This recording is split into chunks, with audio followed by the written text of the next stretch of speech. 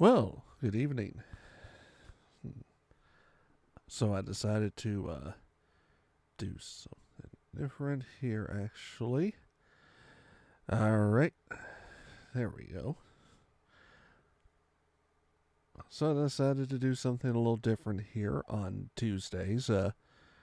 Normally, I was playing some relaxing games, but I figured out a lot of the games ended up not being, conducive to what I wanted to do.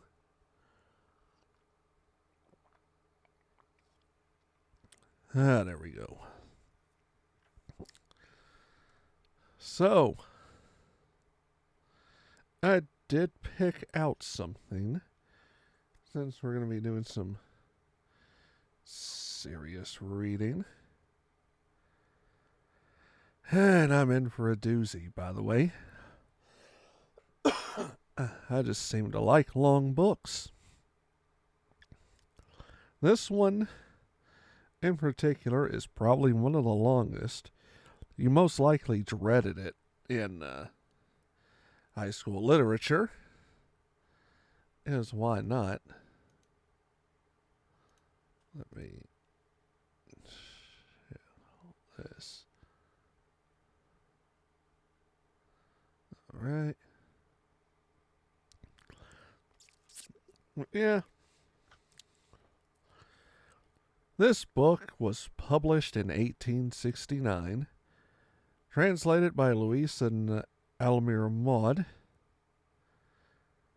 But it's a not so small book that you may know called War and Peace by Lev Nikolaevich Tolstoy, who we just call Leo Tolstoy.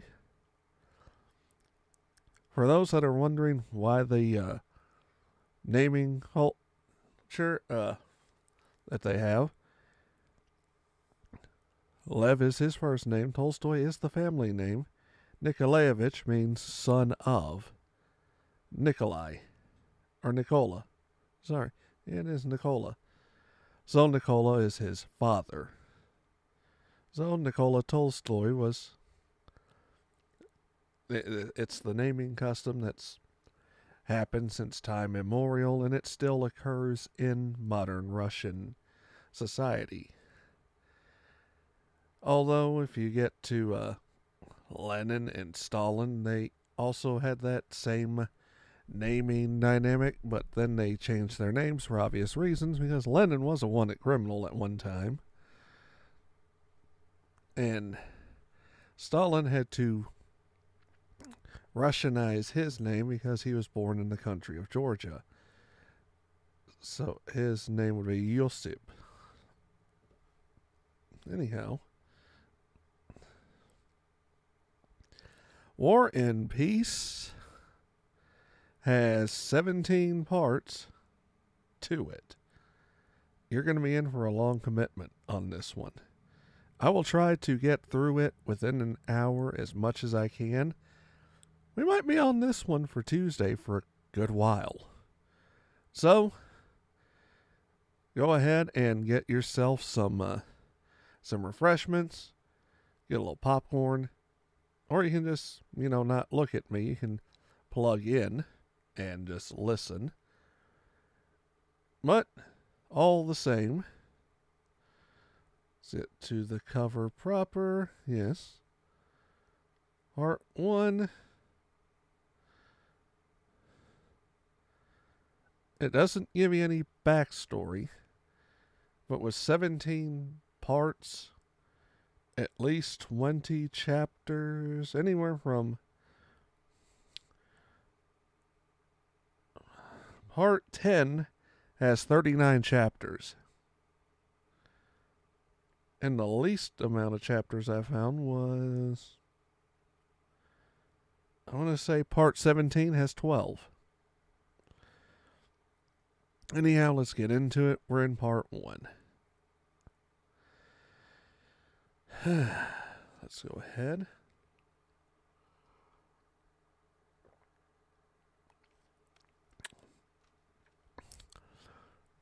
Well, Prince, so Genoa and Lucca are now just family estates of the Bonapartes.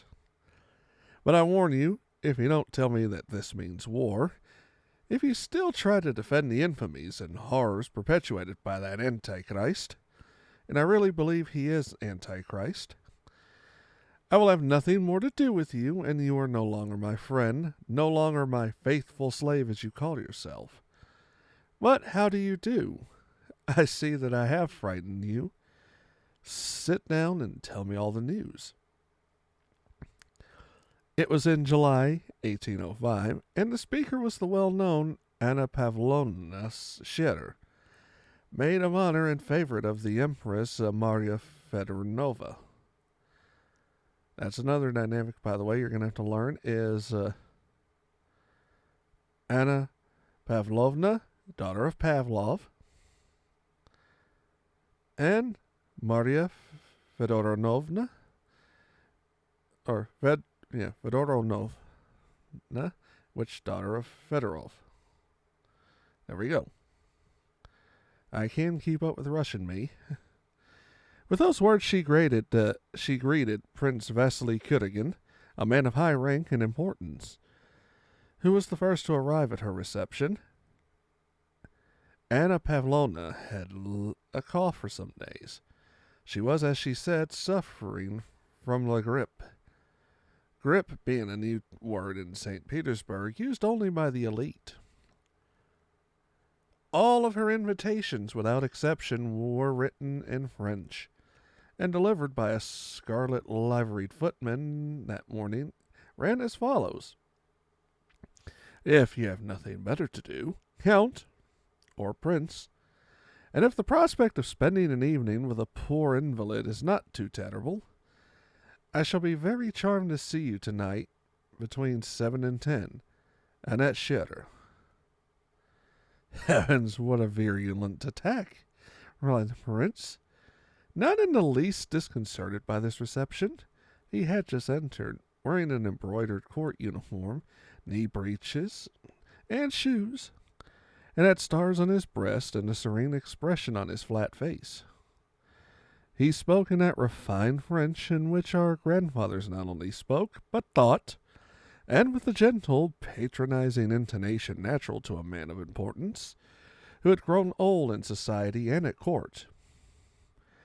He went up to Anna Pavlovna, kissed her hand, presenting her to his bald, scented, and shining head, and complacently seated himself on the sofa. First of all, dear friend, tell me how you are. Set your friend's mind at rest, he said without altering his tone, beneath the politeness and affected sympathy of which indifference and even irony could be discerned. Can one be well while suffering morally? Can one be calm in times like these if one has any feeling? Said Anna Pavlovna. You are staying the whole evening, I hope? And at the fete of the English ambassadors?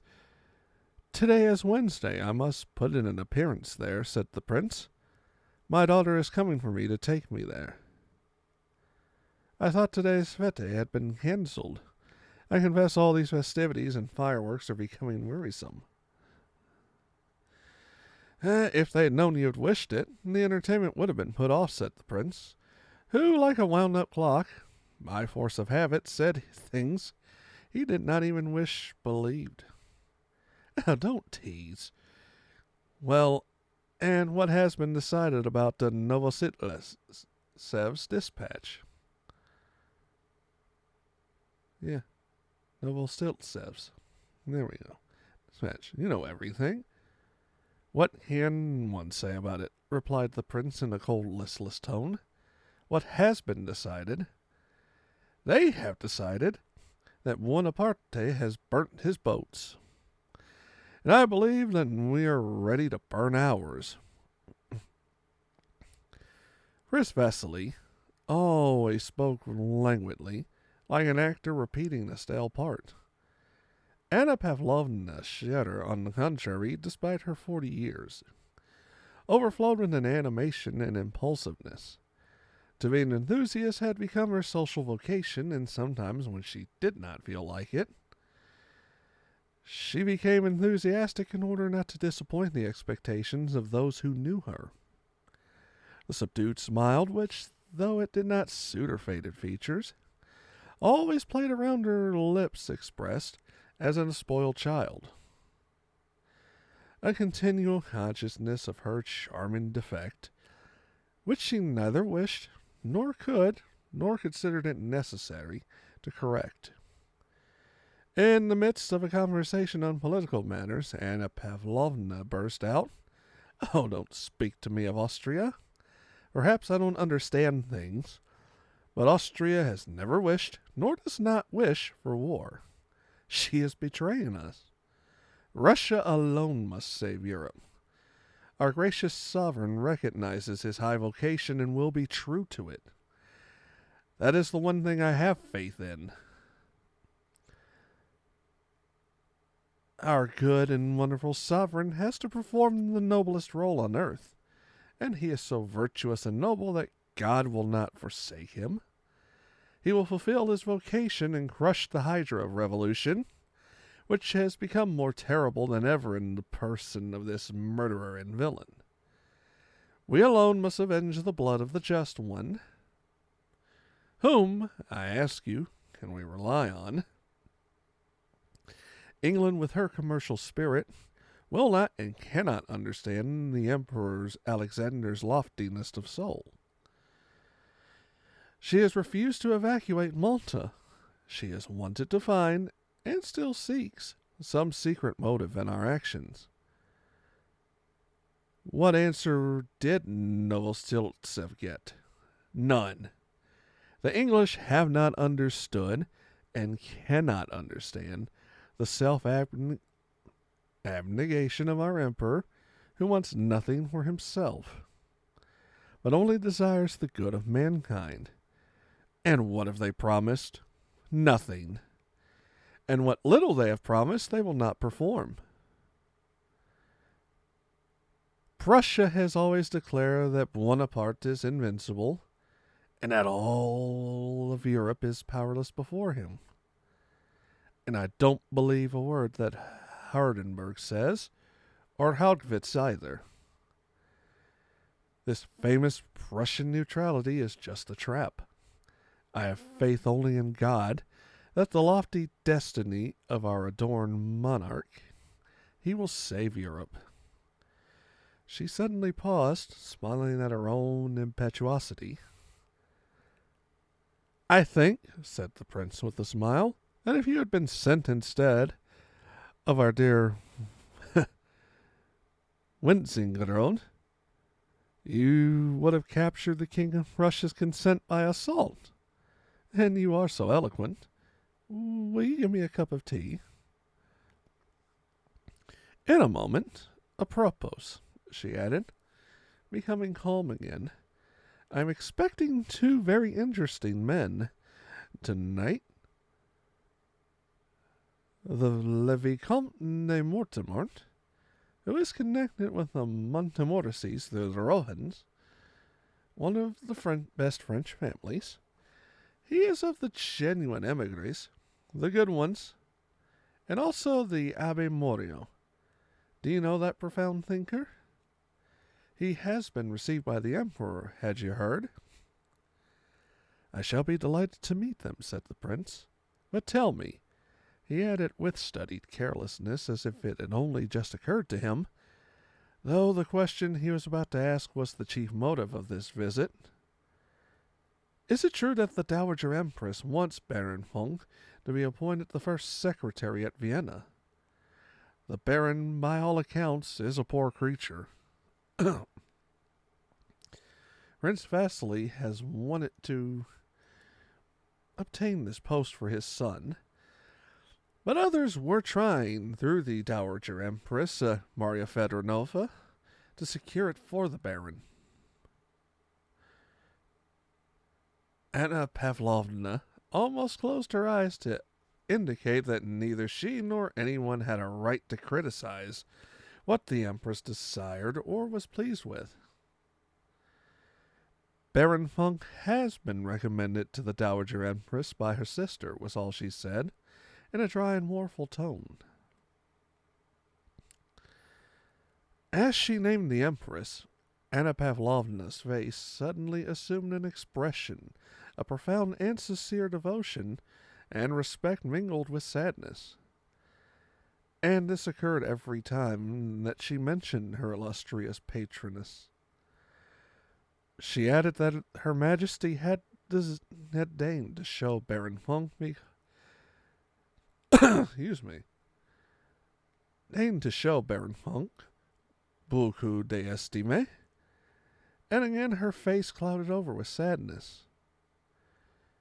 The prince was silent and looked indifferent, but with the womanly and courtier-like quickness that tact habitual to her. Anna Pavlovna wished both to rebuke him for daring to speak he had done of a man recommended to the Empress, and at the same time to console him. So she said, "Now about your family. Do you know since your daughter came out, everyone has been enraptured by her? They say she is amazingly beautiful." The prince bowed to signify his respecting gratitude. "I often think," she continued after a short pause, drawing nearer to the prince and smiling amably at him, as if to show that political and social topics were ended and that the time had come for intimate conversation, "I often think about how unfairly sometimes the joys of life are distributed. Why has fate given you two such splendid children? I don't speak of Anatoly, your youngest. I don't like him," she added in a tone admitting of no rejoinder and raising her eyebrows. "Two such charming children, and you appreciate them less than anyone, and so you don't deserve to have them." And she smiled her ecstatic smile.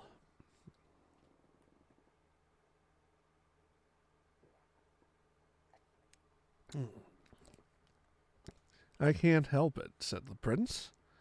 "Lavater would have said that I lacked the bump of paternity." "Don't joke. I mean to have a serious talk with you. Do you know I am dissatisfied with your younger son? Between ourselves," and her face resumed its melancholy expression, "he was mentioned at Her Majesty's, and you were pitied." The prince answered nothing, but she looked at him significantly. Awaiting a reply, he frowned. "What would you have me do?"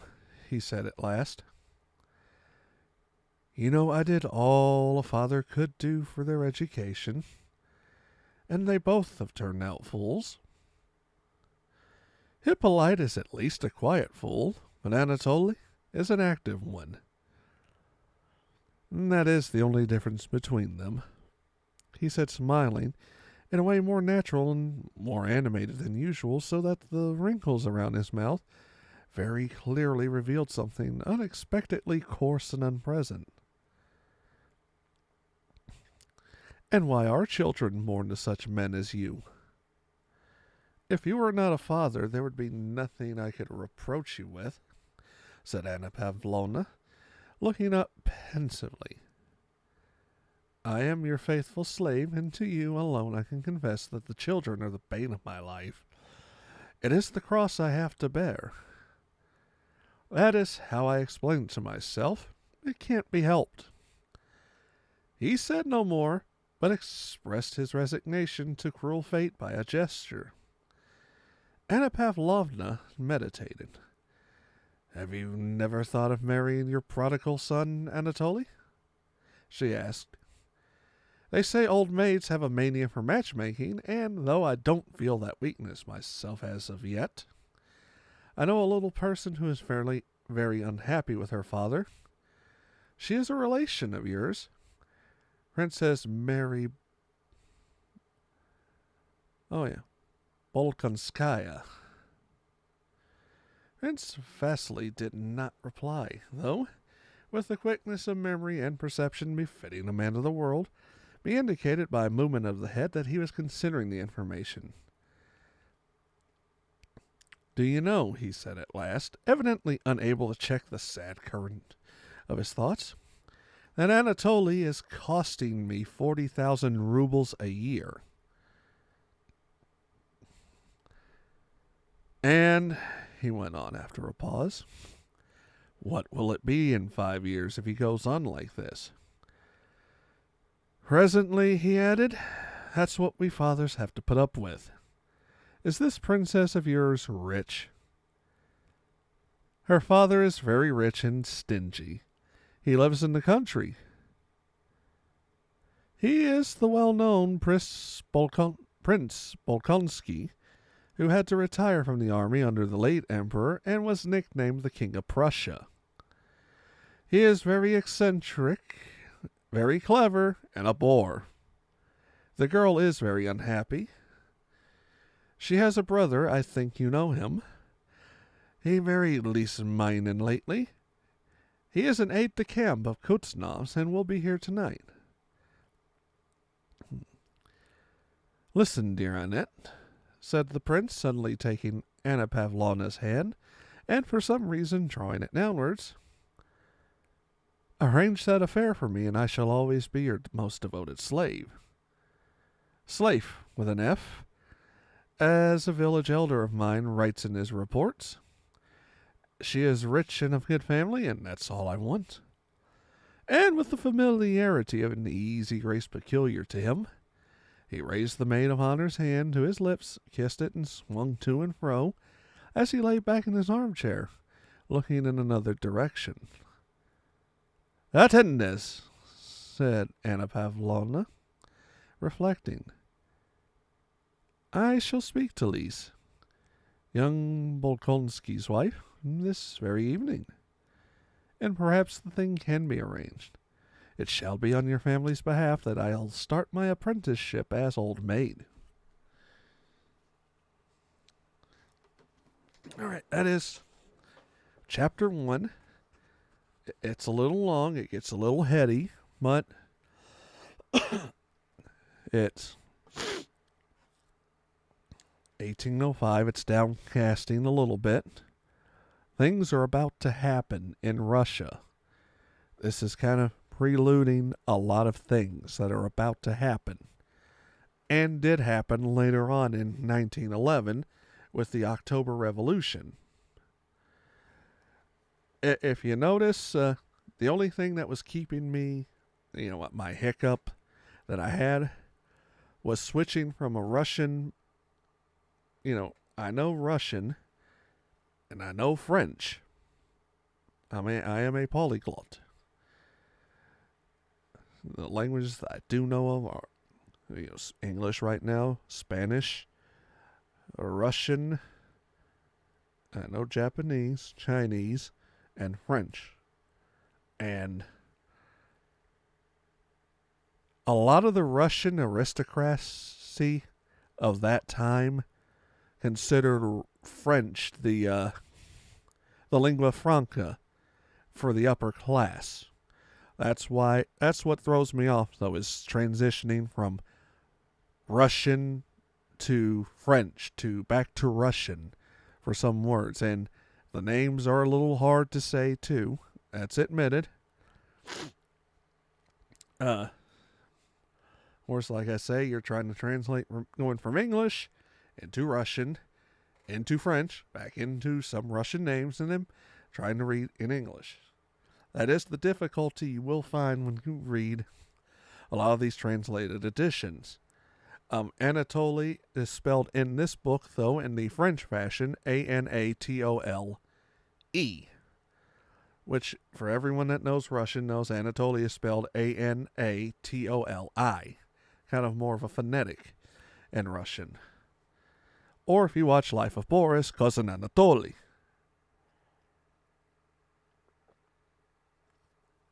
I'm having to drink a lot more than usual because trusty bottle of water. They don't pay me, but, having to read That much Russian does take a toll on your throat. Now, you know what? We got that in less than 30 minutes. Let's get chapter 2. So, Anna Pavlovna's drawing room was gradually filling. The highest Petersburg society was assembled there, people differing widely in age and character, but alike in social circle in which they belong. Prince Vasily's daughter, the beautiful Helene, came to take her father to the ambassador's entertainment. She wore a ball dress, and her badge as maid of honor. The youthful little princess, Bolkonskaya, known as La Femme la plus séduisante de Petersburg, that's some French for you, was also there. Basically, they just call her the extraordinary seductress of Petersburg. A rough translation. She had been married during the previous winter, and being pregnant did not go to any large gatherings, but only to small receptions. Prince Vasily's son, Hippolyte, had come with Mortemart, whom he introduced. The Abbé Morio and many others had also come. To each new arrival, Anna Pavlovna said, "You have not yet seen my aunt, or you do not know of my aunt," and very gravely conducted him or her to a little old lady wearing large bows of ribbon in her cap, who had come in sailing from another room as soon as the guests had begun to arrive. And slowly turning her eyes from the visitor to her aunt, Anna Pavlovna mentioned each one's name and then left them. Each visitor performed the ceremony of greeting his old aunt, whom not one of them knew, not one of them wanted to know, and not one of them cared about. Typical high class. Anna Pavlovna observed these greetings with mournful and solemn interest and silent approval. The aunt spoke to them each in the same words about their health and her own, and the health of her majesty, who, thank God, was better today. And each visitor, through politeness, prevented his showing impatience, left the old woman with a sense of relief at having performed a vexatious duty, and did not return to her the whole evening. The young Princess Bolkonskaya had brought some work in a gold embroidered velvet bag. Her pretty little upper lip, on which a delicate noun was just perceptible, was too short for her teeth. But it lifted all the more sweetly, and was especially charming when she occasionally drew it down to meet the lower lip. As was always the case with a thoroughly attractive woman, her defect, the shortness of her upper lip and the half-open mouth, seemed to be her own special and peculiar form of beauty. In English kids, she was a very attractive girl with a very large overbite. Everyone brightened at the sight of this pretty young woman, so soon to become a mother, so full of life and health, and carrying her burden so slightly. Old men and dull, dispirited young ones who looked at her, after being in her company and talking to her a little while, felt as if they were too becoming, like her, full of life and health. All who talked to her and all who saw her bright smile and the constant gleam of her white teeth thought that they were in a specially amiable mood that day. The little princess went around the table with quick, short, swaying steps, her work bag on her arm, and gaily spreading about her dress, sat down on a sofa near the silver samovar, as if all she was doing was a pleasure to herself and not to all around her. "I have brought my work," said she in French, displaying her bag and addressing all present. "Mind, Annette, I hope you have not played a wicked trick on me," she added, turning to her hostess. "You wrote that it was to be quite a small reception, and just see how badly I am dressed." She spread out her arms to show her short-waisted, lace-trimmed, dainty gray dress, girdled with a broad ribbon just below the breast. "Soyez tranquille, Lise. You will always be prettier than everyone else," replied Anna Pavlovna. Soyez tranquille, be quiet, child. You know, said the princess in the same tone of voice, and still in French, turning to a general, my husband is deserting me. He is going to get himself killed. Tell me what this wretched war is for, she added, addressing Prince Vasily, and without waiting for an answer, turned to speak to his daughter, the beautiful Helene. And what a delightful woman this little princess is, said Prince Vasily to Anna Pavlovna. One of the next arrivals was a stout, heavy-built young man with close-cropped hair, spectacles, the light-colored breeches fashionable at that time, a very high ruffle, and a brown dress coat. This stout young man was an illegitimate son of Count Bezukov, well-known grande of Catherine's time, who now lay dying in Moscow.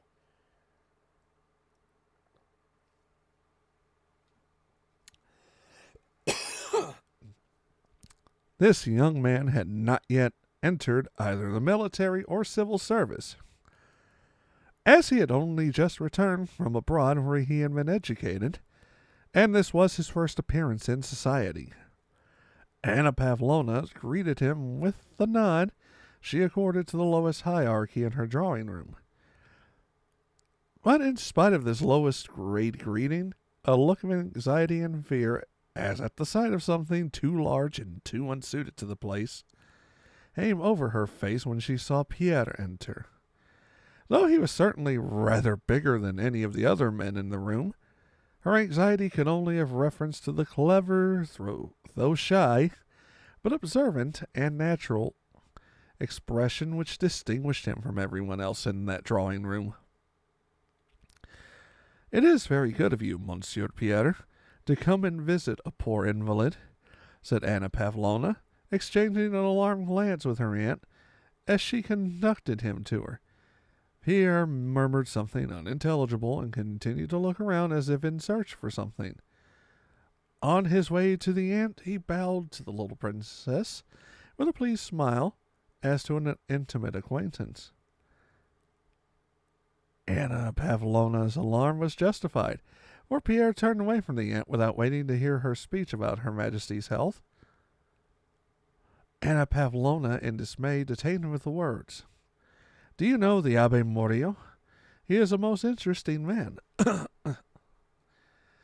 "Yes, I have heard of his scheme for perpetual peace, and it is very interesting, but hardly feasible."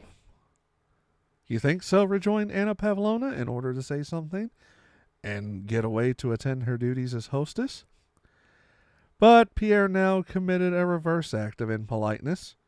First he had left a lady before she had finished speaking to him, and now he continued to speak to another who wished to get away.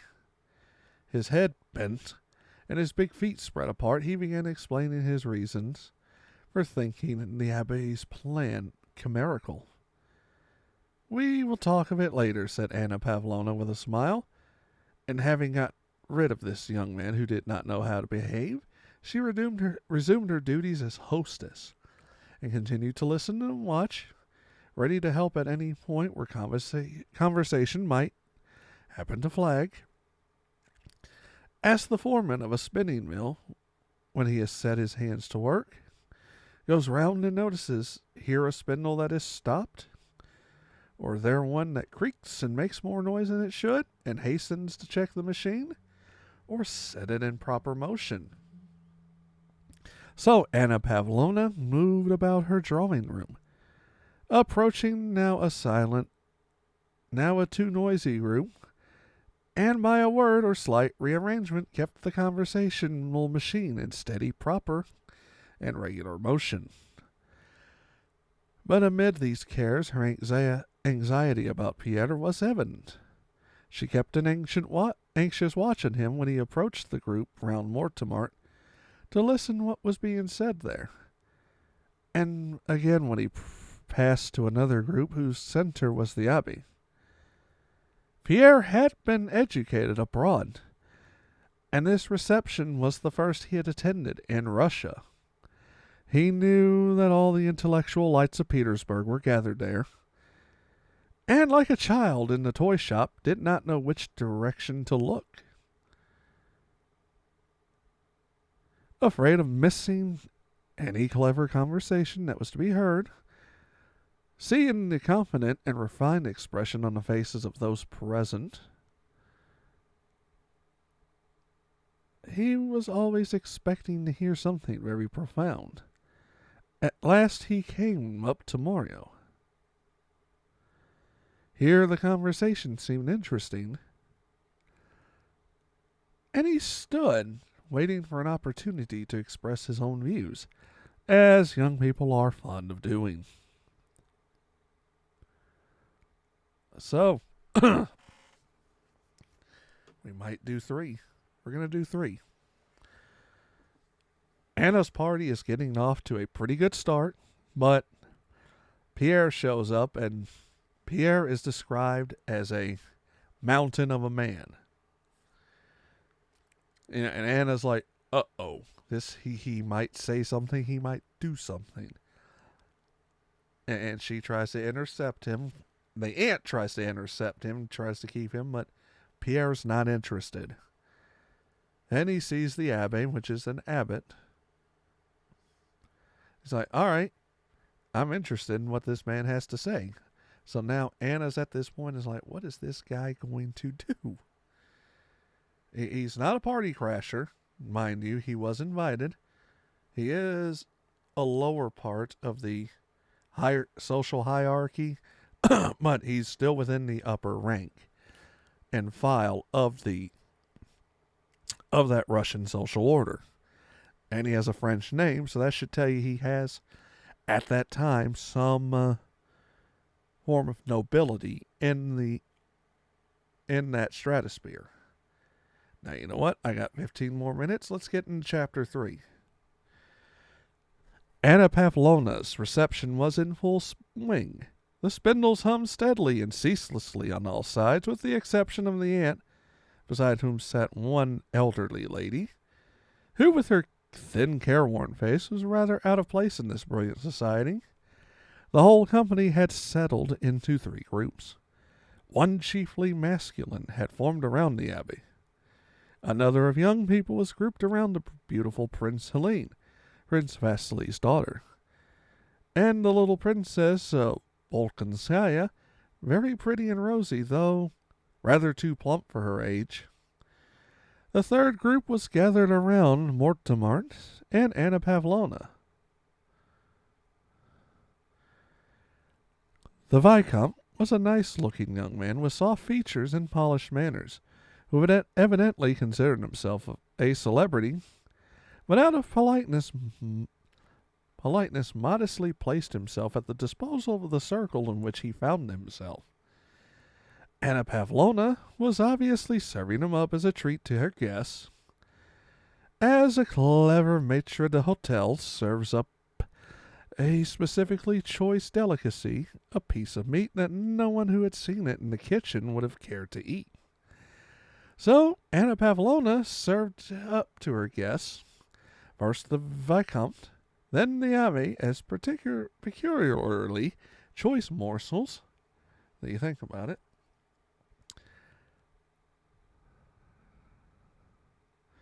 The group about Mortemart began immediately discussing the murder of the Duc d'Enghien. The Vicomte said that the Duc d'Enghien had perished by his own magnanimity, and that there were particular reasons for Bonaparte's hatred of him. If you have not figured out who the Bonaparte is,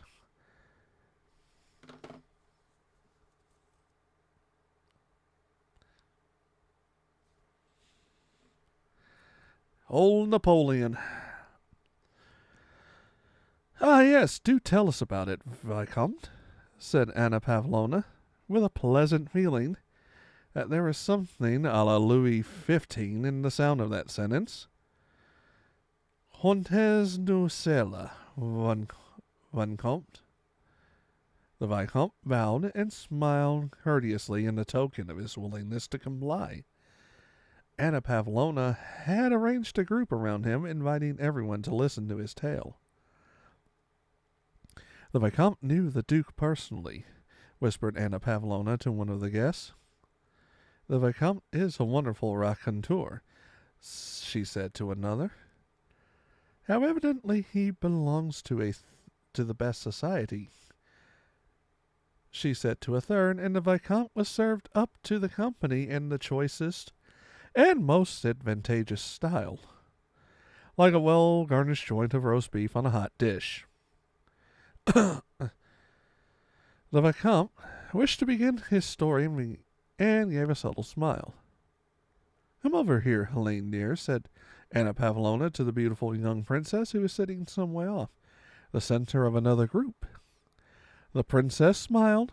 She rose with the same unchanging smile with which she had entered the room, the smile of a perfectly beautiful woman, with a slight rustle of her white dress with moss and ivy, with a gleam of white shoulders, glossy hair, and sparkling diamonds, what passed between the men who made way for her, not looking at any of them, but smiling on all, as if graciously allowing the privilege of admiring her beautiful figure, and shapely shoulders, and back and bosom, which was in the fashion of those days, very, very much exposed.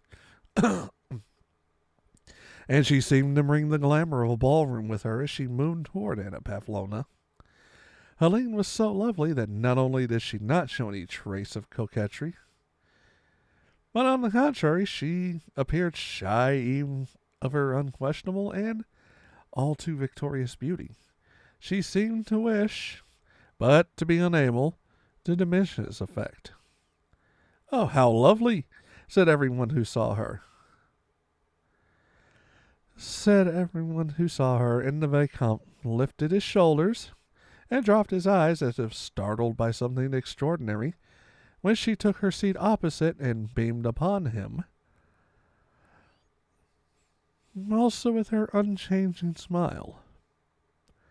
Madame, I doubt my ability before such an audience, said he, smilingly inclining his head.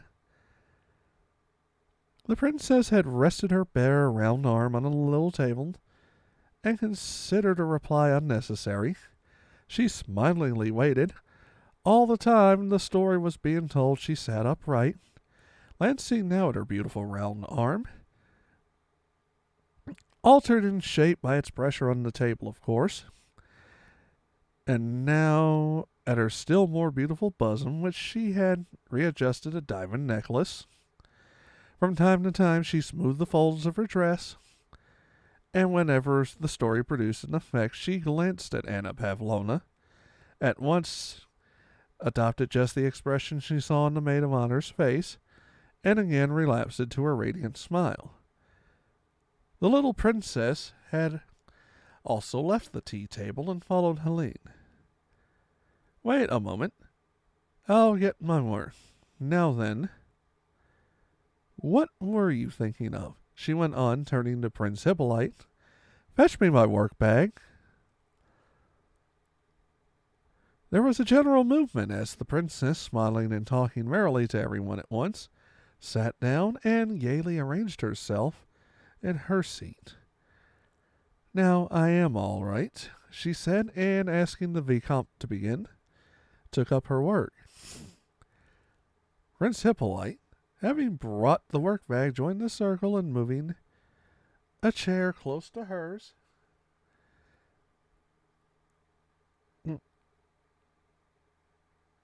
seated himself beside her. Excuse me.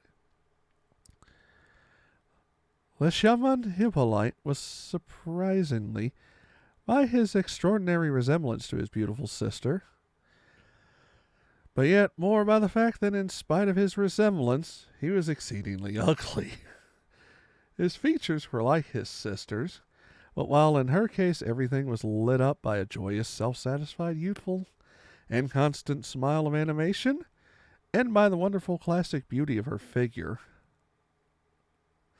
his face, on the contrary, was dulled by imbecility and a constant expression of sullen self-confidence, while his body was thin and weak.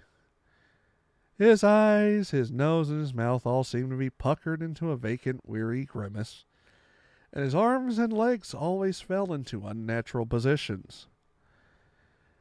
"It's not going to be a ghost story," said he, sitting down beside the princess and hastily adjusting his lorgnette, as if without this instrument he could not begin to speak. "Oh, I know, my dear fellow," said the astonished narrator, shrugging his shoulders. "Because I hate ghost stories," said Prince Hippolyte in a tone which showed that he only understood the meaning of his words after he said them. Translation: he might be royalty, that doesn't mean he's classy. Never has been. Also kind of emo. Just saying. He spoke with such self-confidence that his hearers could not be sure whether what he said was either very witty or very stupid. He was dressed in a dark green dress coat, knee breeches of the color of the cuisse de nymphe, as he called it, shoes, and silk stockings. Basically a wood elf, or a wood nymph. And a efreet, an effray, kind of a pixie.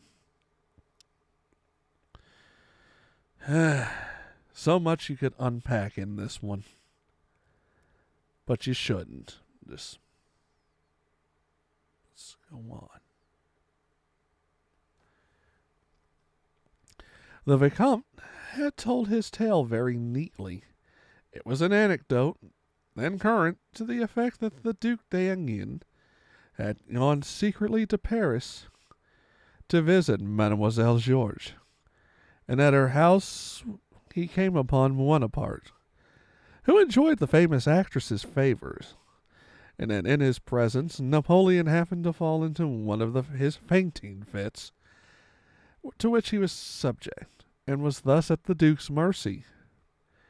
The latter had spared him, and this magnanimity Bonaparte subsequently repaid by death.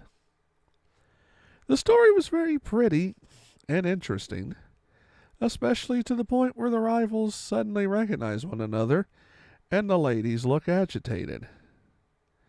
"Charming," said Anna Pavlovna, with an inquiring glance at the little princess. "Charming," whispered the little princess, sticking the needle into her work as to testify that the interest of fascination of the story prevented her from going on with it. So, in other words, the Vicomte is laying this story on pretty thick. The pregnant princess is saying, "Wait, your story is more important than my embroidery. Keep going." The Vicomte appreciated this silent praise, and smiling gratefully prepared to continue, but then Anna Pavlovna, who had kept a watchful eye on the young man who had so alarmed her, noticed that he was talking too loudly and vehemently with the table, and hurried to the rescue. Pierre had managed to start a conversation with the Abbé about the balance of power, and the latter, evidently interested by the young man's simple-minded eagerness, was explaining his pet theory. Both were talking and listening, too eagerly and too naturally, which is why Anna Pavlovna disappeared. "The means are the balance of power in Europe and the rights of the people," the Abbé was saying. "It is only necessary for one powerful nation like Russia, barbaric as she is said to be, to place herself disinterestedly at the head of an alliance for having as object the maintenance of the balance of power of Europe. And it would save the world. But how are you going to get that balance?" Pierre was beginning. At that moment, Anna Pavlovna came up, and looking severely at Pierre, asked the Italian how he stood the Russian climate. The Italian's face suddenly changed, and assumed an offensively affected, sugary expression, evidently habitual to him when conversing with women. I'm so enchanted by the brilliancy and the wit of the culture of the society, more especially of the feminine society, which I have the honor of being received, and I have not yet had time to think of the climate, said he. Now, not letting the abbey and the Pierre escape, Anna Pavlovna, the more conveniently to keep them under observation, brought them into the larger circle. 3 chapters on part 1. We can probably do this. So, 1805, Napoleon killed an ally to Russia, a duke. Basically, Napoleon liked his women, and so did the duke. They liked the same woman. The duke had to die. And such is life when you're dealing with Napoleon Bonaparte. So, Pierre is again a large Italian. A very large Italian. He was getting a little bit angry at the abbey, but Annette steps in, and she calms everything down. She's like, let's just get everything to the Viscount, let's get to one large circle. And let's get started here. Everyone into one circle. Everyone into one group. As soon as everyone's into one group, wunderbar. So, you got Napoleon. Russia knows they have to do something about Napoleon. Prussia, which we know now as Germany, and Austria, they want nothing to do with it. They want to stay impartial for fear that that midget tyrant is going to come after them. Pierre wants to do something. The Abbey thinks that Russia should be the forefront to stop Napoleon, but Pierre's like, how are we going to get this balance of power? Balance of power is going to be important because, as I said, this kind of tale has long-reaching effects all the way to the 1911 revolutions. A lot to think about in this one. Anna's going to be our introduction into the total story, and we got 17 parts. We've got multiple chapters to have to cover. I'm not sure if my voice will handle all of it. I might have to take a week or 2 off. We don't know. But think of it this way. Anna's got an interesting party going. She's got an interesting cast of characters going. We have this hulking Italian brute that has this idea of revolution, kinda. The Abbé wants peace, but he also wants Russian dominion. The pregnant princess, whose husband is about to go away to war. Helena, who's, well, as they say, she's the window dressing. She's beautiful. The boobs are hanging out. There ain't much there, kids. So, we get back. We're going to do chapter 4 through whatever. And I say chapter 4 through whatever because these chapters are going to vary in size.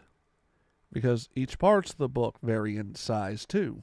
Again, one book has nearly 30 part of the book has 30 chapters, one has 12 chapters. You don't know what you're in for.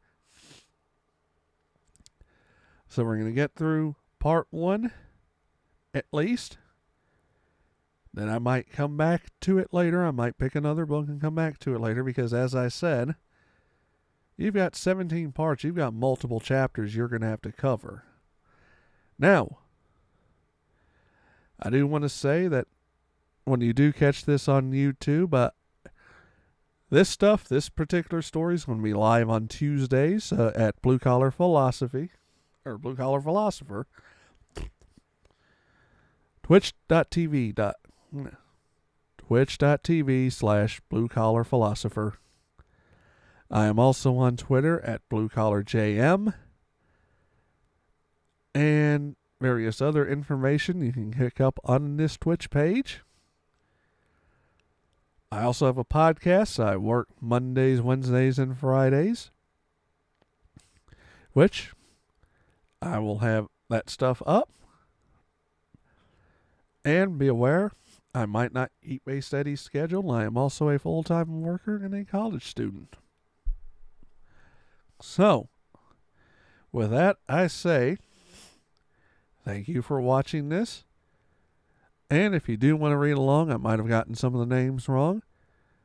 This particular copy I have from the 50 greatest novels that you should read before you die. It's one translation. There's also a full War and Peace translation. You can get the book anywhere. Pretty cheap, actually. Even if it is thousands of chapters. But, thank you for watching. And I will see you Friday.